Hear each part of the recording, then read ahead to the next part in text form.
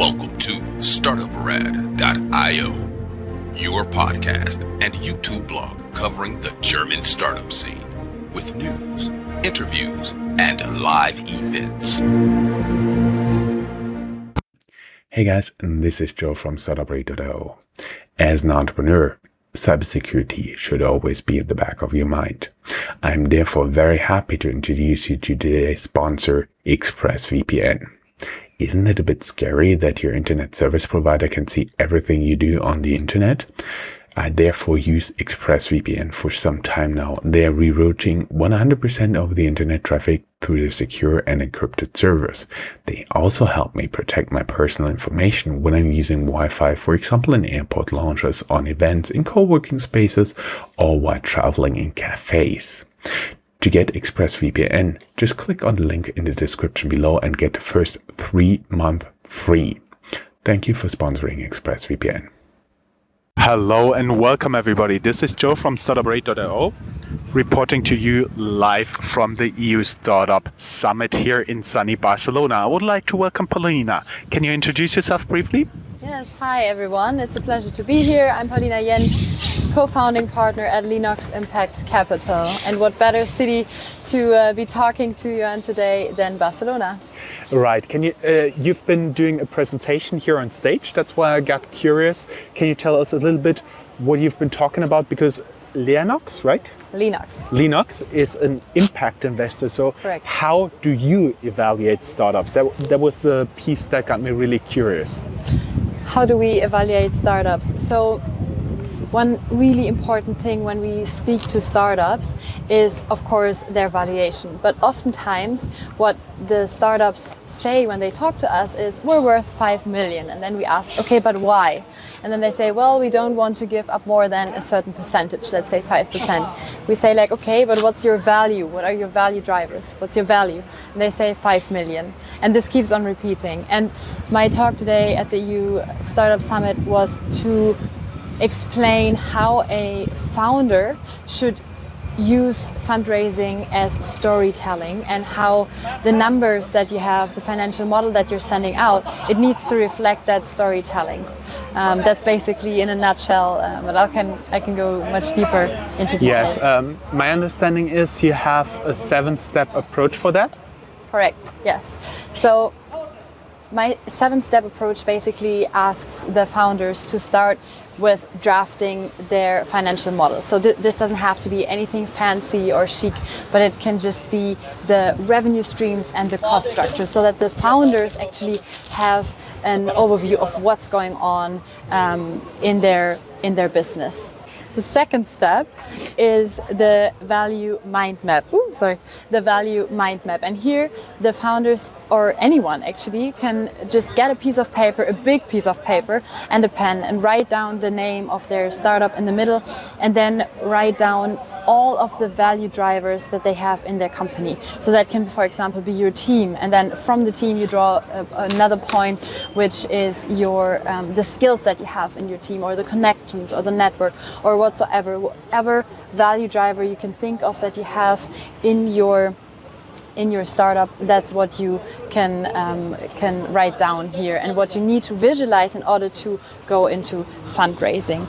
And then once you've done this, it's a little bit of an ego boost, but that's what you need when you're starting fundraising. And then afterwards you need to write down the third step is the future milestones. And here I would like everyone to write down the 1 year, 3 year and 5 year future milestones. And why do we do that? Because founders, of course, need to dream,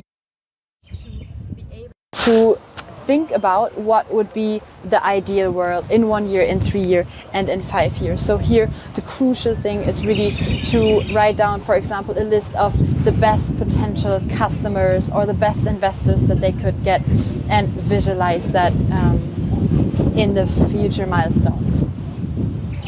Next, we have a needs analysis. So this is kind of your shopping list for your goals, for the milestones that you have set.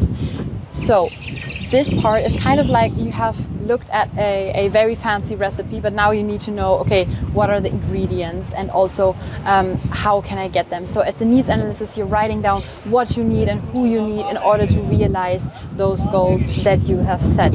So if you had set a really high goal, then try to see what would help you in giving and in making that goal become a reality. Next, we have the reality check, and this is not to see, okay, which of those can I actually do in the next year or 3 years or 5 years, but the reality check is crucial, and it's you asking for feedback and asking the right people for the right kind of feedback. I have two main things here. The one thing is that you're asking not only your best friends and the people that are willing to help you, but really ask the people that might use the product, ask them for real constructive feedback. And then when it comes to pricing and your business model, don't ask them, would you buy my product? And would you buy or pay for my service? But will you buy my service? And will you buy for my product? And one example I'd like to give here is that if I ask my grandma whether she's going to, whether I'm her favorite grandchild, then she says, yeah, sure. But if I ask her, Grandma, will you tell my 2 brothers that I'm your favorite grandchild, then that's a whole different story. And that's the same with feedback. So you need to ask for constructive feedback to the right people. And then a little piece of advice, if you get unconstructive feedback that was meant to hurt you, then my advice is to think about it and take maybe the 1% of truth, the 1% that you can take away, the 1% that can actually be helpful, and then just move on and let the rest go. And that's as far as the reality check goes. Now we're coming to the 6th step, which is the financial roadmap. And here we're coming back to our first financial draft, and we're putting all of those value drivers actually into numbers. What we're doing here initially or essentially is looking at our numbers as a dynamic and interrelated system, just as your fundraising, just as your business. To give an example, if you are a marketing heavy B2C product and you show the investors in your financial model that you're doubling every month in revenue, but then your marketing actually is stagnant and doesn't increase by much, then we as investors, we will have some questions. So it is crucial that your numbers, they might be boring for some people, but it is crucial that they are part of the storytelling. And some investors say, why do you ask for a 3-year or 5-year financial plan? It doesn't make sense. It is not the truth. You won't ever have exactly this revenue in 3 years, but it is an essential part of you understanding your business model and we as investors understanding your plan behind it. Through your numbers, we can check what are your goals, how high are you aiming. So going back to the future milestones, what's your plan? So we can ask, how do you want to realize doubling in revenue every month? And then you can go back to your needs analysis and show how you want to do that, with who and what. And that brings us to the last part, which is the key value drivers, because here you go back to the start, to your value mind map, and you see which of those value drivers directly leads into one of the future milestones, and which of those future milestones is actually achievable through the needs analysis, and which of those needs that you can achieve and you know how to achieve them, which of those actually is going to turn the needle into the right direction in your financial model, which of those has margins that will make your business model sustainable also from a financial point of view. So when you have done all of this, you have narrowed down your key value drivers from a mind map that is full of value drivers to the key parts of your business model and those that you can then sell. And if you know what you want to achieve, when, how, with who, then you're selling more than your valuation, then you're selling your value and your worth. And that's why I invite everyone to sell your value and not your valuation. That sounds pretty promising, and it's quite a step from the usual VC pitch. Just get your financial models in order. What are you as an investor specifically looking for? I remember you talked about having to or wanting to invest 50% in female founders. Correct, yeah. Our investment criteria, we invest in impact innovation. For us, impact means anything that is inherently impactful. So our startups, they need to be created to solve an environmental or social problem at the core. That's what impact means for us. And we, in our whole investment process, we follow quite the radical approach there, which is either it's a hell yes or it's a no, and that's how we see impact as well. That's of course only the screening, and then we have developed together with experts the Leanox Impact framework. But that would go further than the question. So our investing criteria are impact innovation that is scalable, early stage startups in Europe. We invest industry agnostic, but always within impact.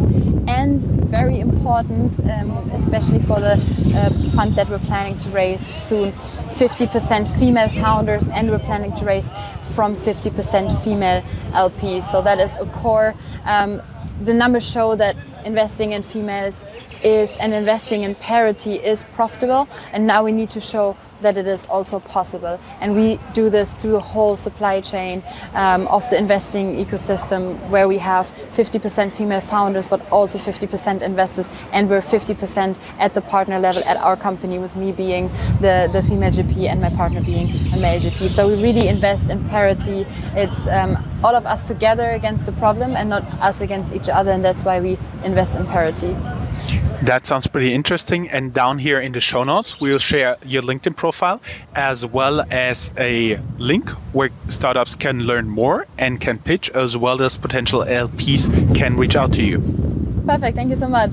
Totally my pleasure. Muchas gracias. Adios.